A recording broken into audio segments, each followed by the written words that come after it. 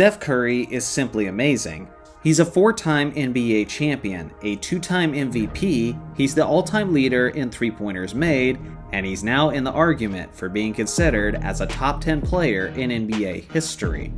If you're a fan of Curry, then you probably clicked on this video ready to come to his defense, as you assumed that I'm about to go on this giant rant criticizing him. Well, put down your pitchfork and torch, because I'm actually doing the opposite, and pointing out how the perception of Curry and his impact has ultimately affected how much he's appreciated or lack thereof. Let me ask you longtime basketball fans a question. Remember the narrative that you couldn't win an NBA championship as a jump shooting team? That existed for a very, very long time in the NBA. The narrative was basically that soft teams were not built for the postseason. The belief was that when the playoffs started, in order to succeed, you had to embrace a grit and grind type of approach, one that emphasized physicality and defense, and a jump shooting three-point team was generally viewed as the opposite of that. For the most part, this was basically a true narrative all the way through the 2010 NBA Finals. But in 2011, the Dallas Mavericks won the championship as primarily a jump shooting team. But they were more seen as an exception to the rule, because the Mavericks were the underdog in the finals and they had been failing to get it done years before that. And then, after their championship run, they were unable to repeat their success for the rest of Dirk Nowitzki's career. On the other hand, in 2015, the Golden State Warriors won the championship as a jump shooting team. And then they won it again, and again, and again. By the early stages of their dynasty, the narrative that jump shooting teams couldn't win championships was officially and completely dead. Under Steph Curry's leadership on the court, the Warriors changed the perception of playoff basketball and the entire concept of winning basketball. Along with that, Steph Curry won the league MVP in 2015, and then in 2016, he proceeded to become the first ever unanimous MVP winner in NBA history, as he led his Warriors to a record-breaking 73-9 season.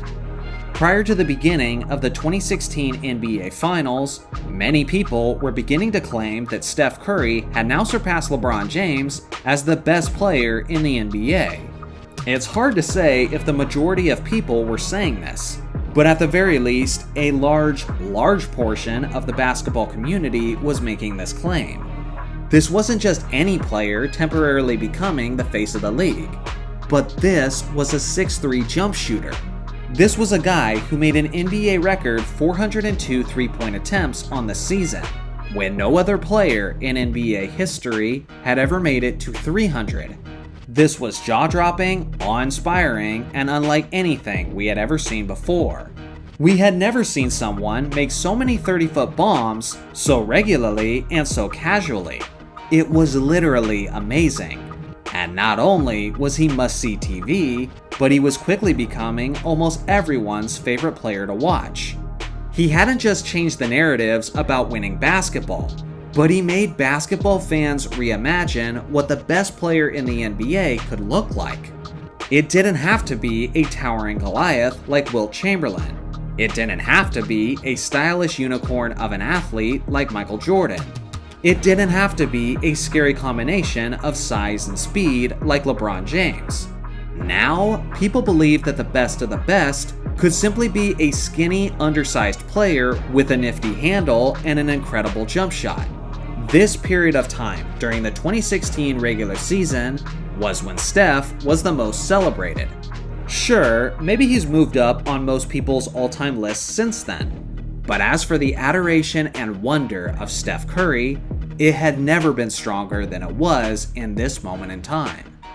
Then, things started to change. In the 2016 NBA Finals, the Warriors famously choked away a 3-1 lead, losing the championship series to LeBron James and the Cleveland Cavaliers. Then soon after, the Warriors added a prime Kevin Durant to their 73-9 squad, and what was one of the most shocking acquisitions in basketball history. Overnight, the Warriors went from the organic Cinderella team that everyone was rooting for to the unfair juggernaut villain who took the easy road.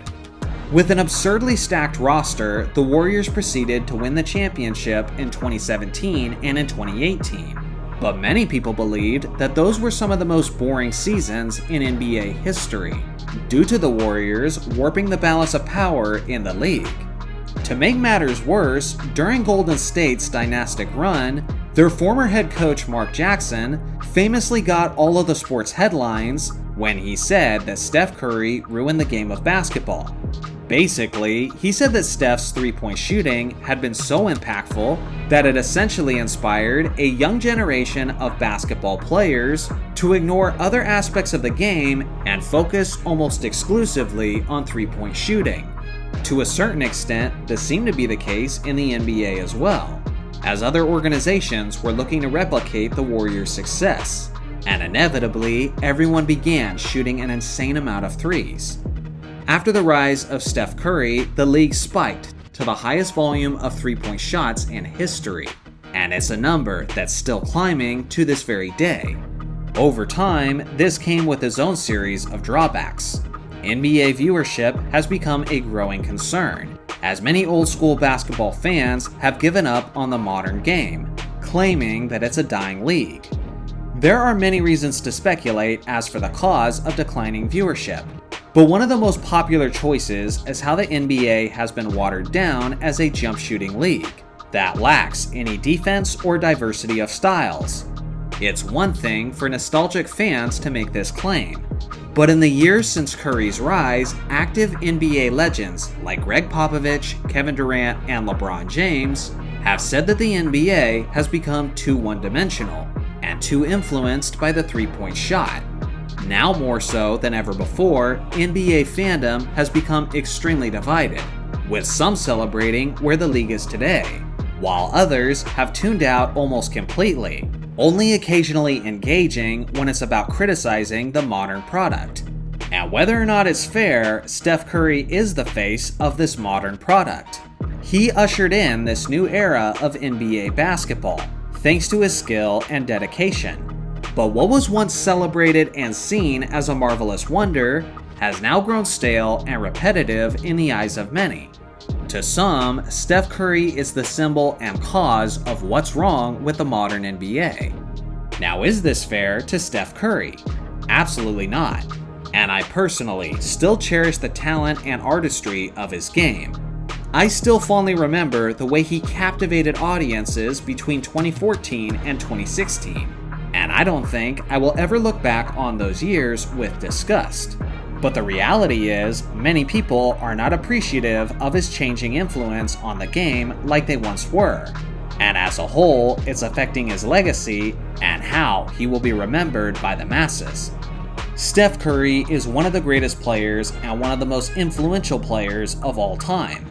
But he'll also be remembered as the player who split basketball fandom. One day, he was the face of the league and the media darling, and now today, he's the symbol of NBA division, and what is one of the sadder evolutions of a basketball legacy.